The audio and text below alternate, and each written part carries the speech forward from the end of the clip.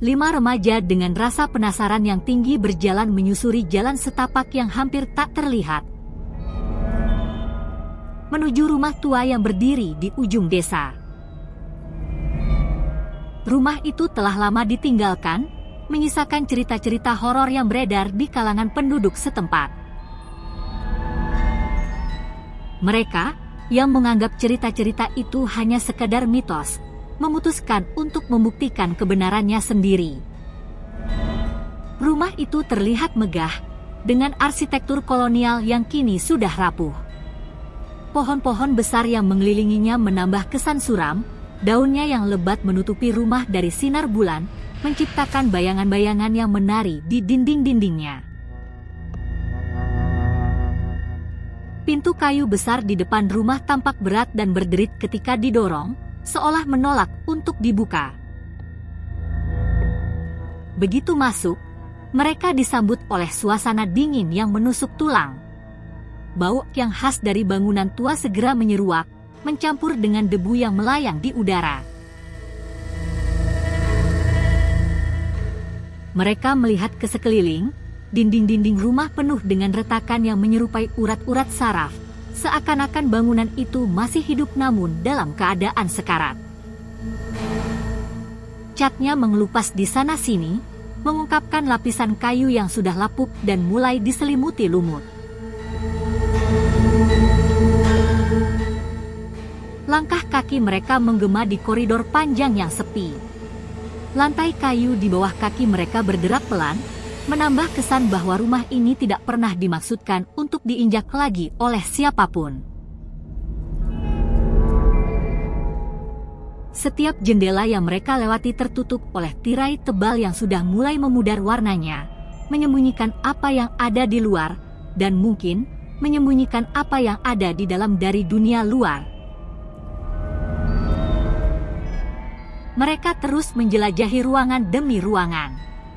Setiap ruangan yang mereka masuki seolah memiliki kisahnya sendiri.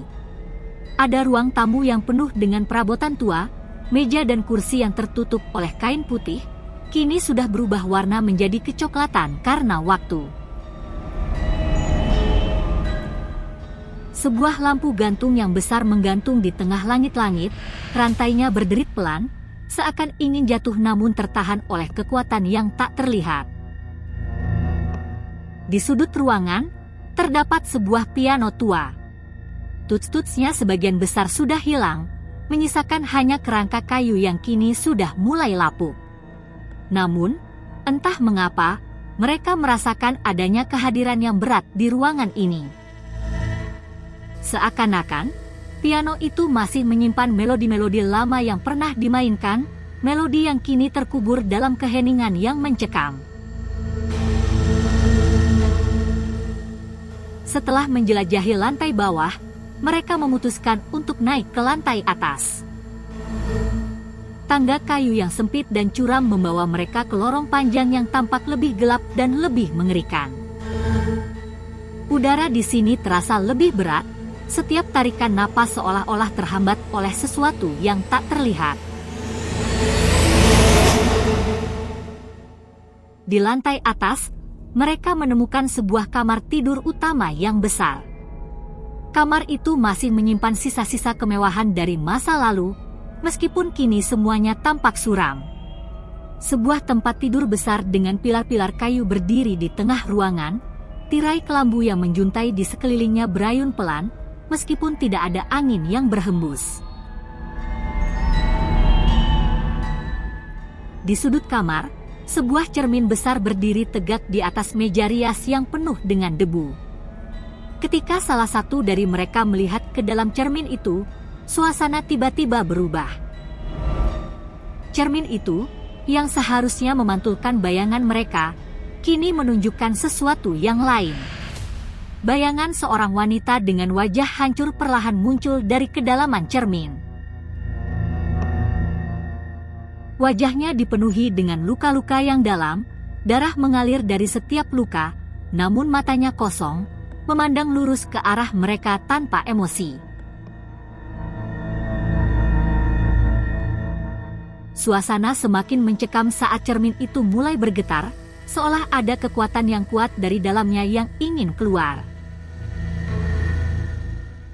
Tanpa peringatan, cermin itu tiba-tiba pecah dengan suara yang keras, mengirimkan pecahan kaca ke seluruh ruangan.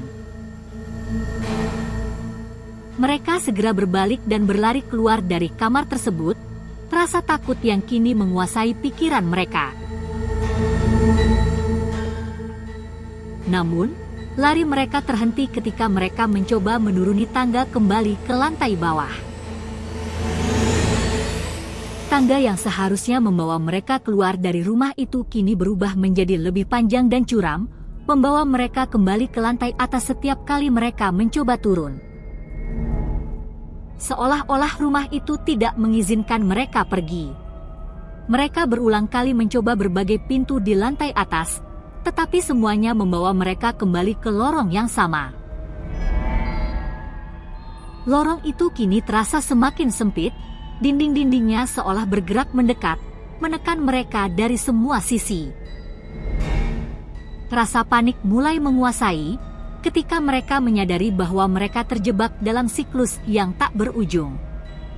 Ketika mereka akhirnya kembali ke depan kamar tidur utama, pintu kamar itu terbuka sendiri dengan bunyi berderit yang mengerikan.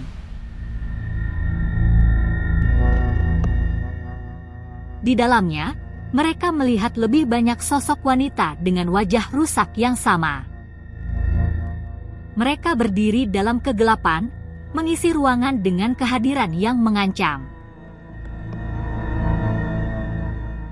Setiap sosok terlihat lebih mengerikan dari yang sebelumnya, dengan luka-luka yang lebih parah dan darah yang menetes dari setiap sudut tubuh mereka. Rasa takut semakin memuncak ketika mereka menyadari bahwa sosok-sosok itu semakin mendekat, menutup jalan keluar mereka. Mereka merasa seperti terjebak dalam perangkap yang tak bisa dihindari. Setiap langkah yang mereka ambil terasa berat, seolah-olah ada sesuatu yang menarik mereka kembali ke dalam kegelapan. Dalam keputusasaan, salah satu dari mereka menemukan korek api di sakunya. Tanpa berpikir panjang, dia menyalakan korek api itu dan mendekatkannya ke salah satu kain tua yang tergeletak di lantai. Api dengan cepat menyebar, menelan kain tersebut dan mulai menjalar ke dinding-dinding kayu yang rapuh. Api segera berubah menjadi kobaran besar, menyala dengan cepat dan ganas. Asap tebal memenuhi ruangan, membuat udara semakin sulit dihirup. Mereka bisa merasakan panasnya api, tetapi yang lebih menakutkan adalah sosok-sosok hantu itu tidak mundur. Mereka tetap berdiri di tengah api, wajah mereka semakin jelas terlihat di antara kobaran api yang mulai melahap segala sesuatu di dalam rumah itu. Namun, setelah beberapa saat, sesuatu yang aneh terjadi. Sosok-sosok hantu itu mulai memudar, menghilang satu persatu ke dalam asap dan api. Tetapi meskipun mereka menghilang, bayangan wanita yang pertama kali muncul di cermin tetap ada. Dia berdiri di tengah api, memandang mereka dengan tatapan yang penuh dengan kebencian dan senyuman yang mengerikan. Akhirnya, mereka berhasil menemukan jalan kembali ke tangga. Dan kali ini tangga tersebut membawa mereka ke lantai bawah seperti seharusnya. Mereka berlari keluar dari rumah itu, meninggalkannya di belakang mereka yang kini terbakar habis. Begitu mereka keluar, mereka terus berlari hingga mencapai jalan utama, tak peduli dengan apa yang ada di sekitar mereka. Di jalan utama, mereka berhenti dan menoleh ke belakang, melihat rumah itu dilalap oleh api. Tetapi di tengah kobaran api itu, mereka bisa melihat bayangan wanita tersebut berdiri di jendela lantai atas, menatap lurus ke arah mereka. Senyuman di wajahnya tidak berubah, seolah-olah dia menikmati penderitaan yang mereka alami. Mereka tahu bahwa meskipun mereka telah keluar dari rumah itu, teror yang mereka alami malam itu tidak akan berakhir di sini. Bayangan wanita itu akan terus mengikuti mereka, mengingatkan mereka bahwa ada sesuatu yang jauh lebih menakutkan daripada sekadar rumah tua yang terbakar. Kengerian yang mereka rasakan malam itu akan terus menghantui mereka, bahkan setelah rumah itu menjadi abu. Malam itu menjadi pengingat abadi bahwa ada tempat-tempat di dunia ini yang seharusnya dibiarkan sendiri, karena di dalamnya tersimpan kegelapan yang tidak bisa dihapus oleh api, cahaya, atau apapun yang mereka miliki. Mereka mungkin telah lolos dari rumah itu, tetapi teror yang tersembunyi di dalamnya akan selalu mengikuti mereka, tak peduli sejauh apapun mereka pergi.